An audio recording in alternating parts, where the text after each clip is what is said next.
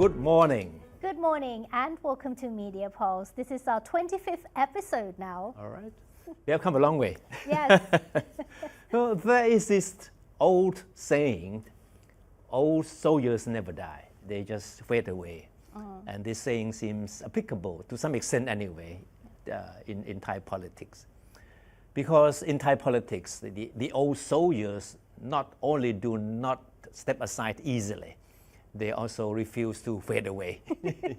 And the case in point is General Prawit Wongsuwan, a former military strongman who, despite his age and physical condition, he still believes he can lead the charge on horseback.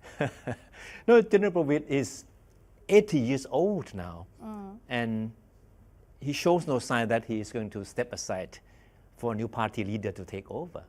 Yeah, under his leadership, the former army general declared early this week that he is confident that Palang Pracharath, his party, now the second biggest party in the opposition bloc, will soon stage a political comeback. You know, for months, the former army general kept a low profile after his party was kicked out of the Patchimanon coalition government last year. And speaking to reporters, it is quite a rare appearance of him, right? Right. Speaking to reporters at the seminar organized by the party, Palang Pracharath this week, General Prawit did not say much about the direction or the future of the party, but he gave the impression that he's still determined to lead the party to regain its political dominance based on what he repeatedly say is his party's policy of political reconciliation. Yeah, right. He said, I want to personally reaffirm that our party will continue to march forward constructively and firmly. This is at the seminar of his party this week. But however, despite his confident tone, most political analysts believe that General Prawit's days are over, unfortunately. In their eyes, General Prawit today only a pale shadow of his old self. Of course, we still remember his good old days, right? In his heyday, while he was still the military general, Prawit was known as the big brother of the military top brass. He was also somehow linked to the two military coups d'etats that ousted the Thaksin and Yong governments. Yeah, exactly. And as Deputy Prime Minister, General Prawit was seen as the stabilizing force in the governments of General Prayut Chan-o-cha, who led the military coup in 2014. And he never concealed his ambition to succeed Prayut as Prime Minister. And in the aftermath of the general elections back in 2023, General Prawit was even touted as a potential candidate for Prime Minister. Yeah. And back at that time, I mean, he did everything possible to give that impression too, that he had that ambition. But somehow he never got close to clinching that top executive post. Yeah. However, General Prawit is not alone in being hopeful of better days for the party. In the seminar organized by Palang Pracharath Party this week, it offered its top executives an opportunity to whip up confidence among its rank and file in the party's future. So we had Sontirat Wong, the chairman of the party's Policy and Academic Center. He went to the extent of predicting a surge in the party's popularity in the next general election. What makes him so confident? He bases his confidence on what he described as a conservative revival among Thai people, who he claimed are becoming disillusioned with many of the current Pheu Thai-led coalition government's policies, especially those on legalization of casinos and online gambling. And Sontirat described Palang Pracharath as a neo-conservative party, which he claimed has a strong appeal among many Thai people. So there's no intention of rebranding or anything. Yeah. They just come back as the old party, just reawaken. Yeah. He said General Prawit is being positioned as a guardian of the monarchy, that's what he says, to connect the constituents who share the party's conservative agenda. All right. All right, when looking back, as we all know that Palang Pracharath Party was set up in 2018 as a political vehicle for General Prawit Chan-o-cha, who staged the coup against the Yong government 4 years earlier. It started as a mixed bag of politicians of various stripes, but with one common goal, to support Prawit as Prime Minister in the general elections in 2019. And they did succeed at that time. That's right, yeah. So support for the party came mostly from conservative voters who saw General Prawit as a staunch pro-establishment royalist. However, there was later a fallout between General Prawit and General Prawit, who switched to join the United Thai Nation Party in the last general elections in 2023. So what is the future of Palang Pracharath Party and that of General Prawit? I think that's a big question. Political commentators cast doubts on the future of the party and that of General Prawit as well. It's very obvious that the former army chief does not have the same political clout that propelled him to power many years back. So as you mentioned earlier, that he is now a pale shadow of his old self. Yeah. Also, besides that, Palang Pracharath is fragmented. Very fragmented, yeah, very fragmented. Yeah, so with many MPs ready to jump ship if presented with better offers. In fact, a major faction comprising 20 MPs led by the former agriculture minister and a controversial political figure, Kun Thapmanat Phomphao, left the party en masse in December last year, or should they say were expelled? It was very technical. Expelled. But the result was they left the party. Yeah. The defection, of course, dealt a heavy blow to the party and General Prawit's prestige, because he was supposed to be the godfather of the party, and he wasn't able to rein in these rebels. And the kids left, the rebel kids. Well, despite the split, General Prawit has been able to hang on to his position as party leader, and as the party sees there's no alternative at the moment. So for the time being, the General Prawit may see no immediate challenge to his job as party leader, but there's no guarantee that he is safe with his job in the long term, especially when the next elections come around.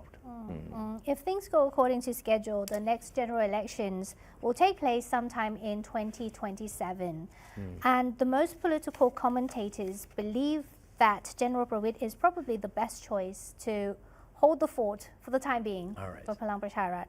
And by the time of the next general elections, or even before that, the old soldier will likely be forced to fade away or just fade away by himself. Right. We don't know. All right. So early this week on Clare, I happened to bump into one of General Prawit's close aides. And this is what he told me. He claimed that General Prawit is quite aware of his physical condition. Did you know that General Prawit has suffered at least 3 strokes? Yeah. One of which he barely survived. And he had difficulties walking. That's right. Now, as we can see, I mean, he has difficulty walking without assistance. So what this close aide of General Prawit tried to tell me is that the former military strongman doesn't have the ambition for any higher political positions anymore. Oh. Because he knows that he is not ready to meet the demand of any serious political role. But he still needs to be that just to hold the fort. That's right. He's needed by the party until they can find an alternative Oh, poor guy. to lead the party. So if that is the case, if these close aides of General Prawit is to be believed, then we should start the countdown to General Prawit's, the end of his career. Yeah, well, he needs to look after his health a bit more, I guess. Yeah. We're going to shift our attention to the former Prime Minister Thaksin Shinawatra, who has been hitting the campaign trail on behalf of candidates of the ruling Pheu Thai party, which is running in local elections, and his has now become a common sight. Yeah, that's right. No, but for your information, Thaksin is not doing all this for free. No, he's getting paid. Yeah. He's being paid. So Thaksin has a former title. He is known as the election campaign assistant, a position sanctioned by the election commission, Yep. and which entitled him to a daily allowance of 340 baht, Right. about $10 a day, every time he goes out to campaign on the behalf of the candidates of the Pheu Thai party. And that is something he loves to brag about almost every time he goes on stage, right? Look, I get paid 340 baht for coming up on stage. Yes. Look, this is my only income, my only source of income. 340 baht a day, doing all this hard work. And this has become a joke he has been repeating every time he goes on stage. Right. However, despite his self-depreciating remarks, there is no doubt that politically speaking, he has been gaining far more than the symbolic 340 baht per day from his campaign appearances and messages. All right. And also benefiting from his appearances is not only the candidates themselves, but also his daughter's government. Yeah. Because he has been using all these election campaign stage to trumpet the virtues of legalizing casinos and online gambling. And this has become a common theme of his recent campaign speeches. Which should be noticed that it has very little to do with the livelihoods or the issues of those people who they want the votes from. Because it's believed that Thaksin has his eyes on the bigger prize, that is the next general elections. So in short, he is using the string of local elections to wage an early campaign for Pheu Thai parties in the next general elections. Yeah, I guess it's to the point that we find it difficult to remember who's the actual candidate. People just remember to vote for. I can't recall any names at all. No, me too. Yeah. So along the way, Thaksin is also using the opportunity going on his campaign trail to re-establish his political clout, which he hopes will help Pheu Thai party win a clean sweep in the next general elections. Yeah. However, what caught the attention of the media and political commentators is how much more blustering and belligerent Thaksin has become in his campaign monologues over the past few weeks. So if you have been listening to his speeches, it's quite clear that he has taken almost every opportunity to hit back at his critics and those opposed to Pheu Thai party's policy initiatives. He's becoming much more aggressive. It's certainly not something that you typically hear on local election campaigns, but Definitely this is not. what we're seeing Definitely in not. Thailand. Yeah, in one of his appearances, he blasted those opposed to raising the minimum wage. And he said, "We want to see a raise in wages, but there are some standing in the way. I don't know what their heart is made of." This is according to Thaksin. And then he pointed his finger at those whom we call lousy employers. These are lousy employers. Employers must be more broad-minded, meaning that he wanted all employers to accept the plan by the Pheu Thai party to increase the minimum wages, which have been strongly opposed by, of course, the organizations of employers. Yeah. Raising the minimum wage was one of the major election campaign promises by the Pheu Thai party. But as we see so far, the Pattongtan government is still far from fulfilling the promise. He also uses this opportunity, the appearances on the stage for the local elections to promote the plans by his daughter's government to legalize casinos.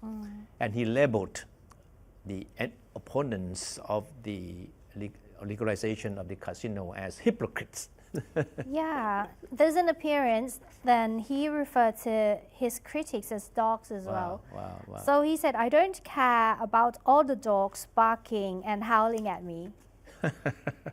At another rally, Thaksin suggested that his critics should hang themselves. I'm more than happy to send them some ropes so that they can use them to hang themselves. It's quite harsh, isn't it? And in his most recent address in the northeastern province of Mahasarakham, the former prime minister launched a full-scale attack on one of those who accuse him of corruption. And he was very rude. He said this on stage, They said, I am corrupt my Dot, dot, a dot. dot dot dot. Oh gosh. So he went on to describe himself as a self-made man who became wealthy long before entering politics. And he didn't stop at that. He recalled how he was subject to an investigation for alleged corruption after he was removed from power in the coup in 2006. You set up a committee to investigate me.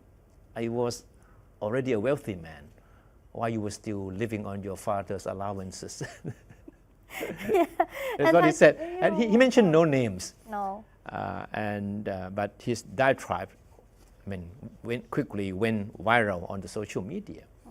And last week we mentioned how Thaksin described himself as being nosy, right? Yeah. He said he needed to poke his nose into everything because this country has so many problems and no one seems to be in charge. Yes, the list of diatribes by Thaksin we just mentioned may surprise those unfamiliar with the former Prime Minister. However, those who lived through the Thaksin years and witnessed both his best and worst moments were certainly not surprised. But the question is, what does all this blustering by Thaksin mean? Political commentators believe that the increasingly defiant and provocative tone of Thaksin's statements reflect his confidence in his political stature and partly driven by political grudges. And don't forget that Thaksin's return from self-exile in August 2023 is believed to be part of a political deal that paved the way for Thepchai, his daughter's party, to rise to power. He's angry. Yeah. And in exchange, Thaksin would be allowed to re-establish himself politically with the aim of countering the influence of the Move Forward Party, now known as the People's Party. And it is being recognized as its reformist platform, the People's Party. And political analysts generally understand that Thaksin believes he has a free hand in politics as long as he can achieve his objective. Okay, so listen to some of the commentators who have been watching Thaksin and analyzing his every move very closely. One of them is Dr. Jet Thonavanik, legal expert and critic of Thaksin. Dr. Jet said he was not surprised by the former Prime Minister's rhetoric. Blustering and belittling others has always been characteristic of Thaksin. And after 17 years, he has not changed, said Dr. J. He was referring to the time of the former Prime Minister's self-exile. 17 years he was away from the country, right? Yeah, he also stated that flaunting his wealth has always been Thaksin's method of persuading people that immense wealth places one above corruption. And that's why Thaksin mentioned that he was wealthy long before joining politics. So he was trying to suggest that once I am rich, so why should I bother to be corrupt? Be bothered. Okay. He also shared an observation by other political analysts that Thaksin's political triads were intended to defend the Thepchai-led government and his daughter, the Prime Minister, who has yet to demonstrate that she can live up to the job. And Dr. Jade also suggested that Thaksin may harbor a long-term ambition to return as a Prime Minister again sometime in the future once all political or legal obstacles has been cleared. Okay. Yeah, and then he said that's why he has gone full throttle against his critics to warn them against getting in his way. Yeah. Dr. Jet believes that, in fact, he shares the observation by many other commentators that Thaksin's real intention is to demonstrate that he has not only made a comeback, but will also continue to be a force to be reckoned with. And we have Jatuphom Hompan as well. A vocal critic of Thaksin claimed that the former Prime Minister is acting out of panic. Now, this is another angle. He noted that the Thepchai party has been losing ground in local politics to the Phumjai Thai party, which is often described by the Thai media as Thepchai's frenemy. This is according to Jatuphom. Because the two parties, Thepchai and Phumjai Thai party, they are partners in the current coalition government, right? Yeah. But they are obviously political rivals, and with the strong potential for a crash in the next general elections. That's why Thaksin has been going after Phumchai Thai Party every time he goes on stage, in campaigning in the local elections, because he knows that the Phumchai Thai Party will be a force that he has to reckon with. That is a force that need to be reckoned with. Yeah. Yeah. Well, at the national level, according to Jatuporn and other critics of Thaksin, Pheu Thai sees its political dominance being eclipsed by the Future Forwards as well, now known as the People's Party, which scored a stunning victory in the last general elections. So it's facing some challenges. And Thaksin, therefore, needs to do everything to regain voters' confidence in Pheu Thai Party, both at the local and national levels. Okay. So once again, we have to reiterate that Thaksin holds no formal position either in the government or in the Pheu Thai Party.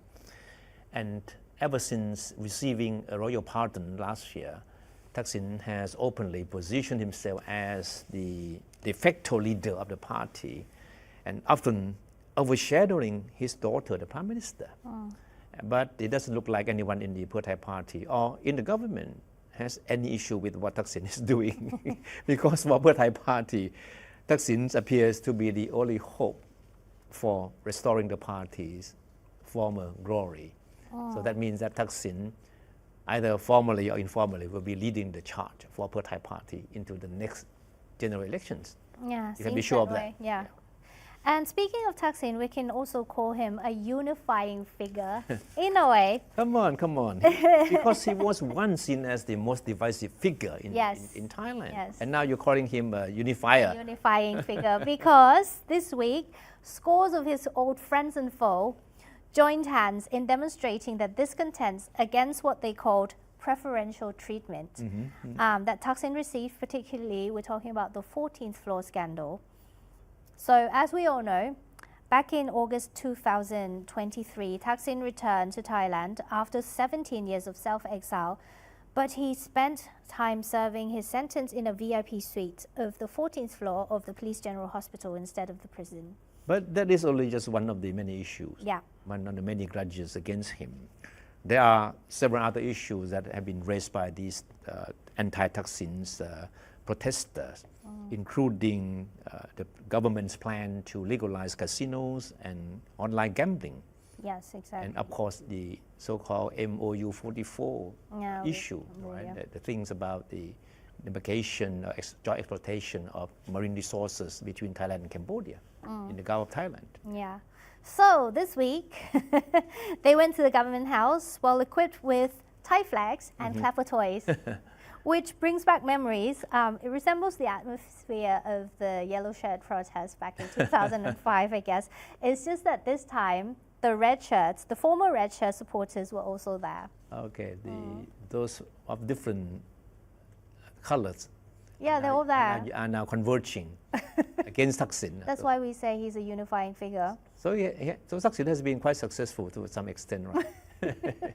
Bringing people back Jokingly together. speaking. Yeah. So Jatuporn Phumpan, one of the former red shirt leaders who used to support Thaksin, led the group to submit a letter to Prime Minister Pattongtarn, who was in Switzerland, asking for clarification on the 14th floor issue. And the big question being is his medical records, which is still questionable. So one thing we should also point out is the term that the Thai press has been using a lot with the 14th floor issue is the word 14th floor angel. This is used to refer to Thaksin, right? Yes. All of a sudden, he has become an angel. So in in the West, if we use the term angel, it would refer to someone who is kind and nice, kind and good. Yeah, exactly. But in the Thai political context, it is sarcastic. Wow. So what does it mean exactly? It means you are special and untouchable.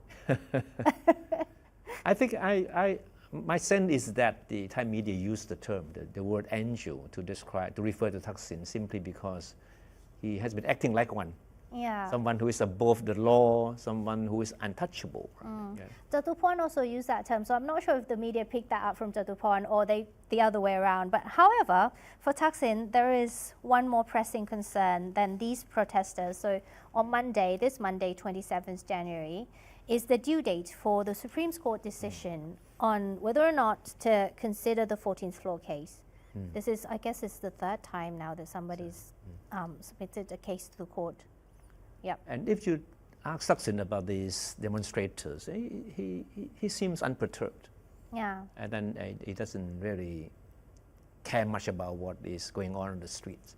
And because he seems to believe in whatever mission that he is pursuing or whatever mandate he believes he has been given. I don't think he minds because he's seen larger mobs before back then, so this is still very small. So remains to be seen the court case, and if they accept to consider the case, then the medical records might come to light. But the big question is whether all these street demonstrations will somehow snowball into bigger demonstrations, similar to what we have seen many years back. Yeah. Thaksin appears confident, and people around him also share the same kind of confidence that very unlikely that these demonstrations will snowball. Right? But anything can happen in Thai politics. That's right. That's a warning from these demonstrators that don't overlook our potential, because what you're doing, meaning what Thaksin is doing, is certainly, will only further fuel, the anti-government, anti-Thaksin sentiments that is already widespread among many groups of people. Only gives them more reasons to come out. I guess that's it for this week of Media Pulse. I hope you enjoyed it. We'll see you again next week. Have a good weekend. Thank you. Bye.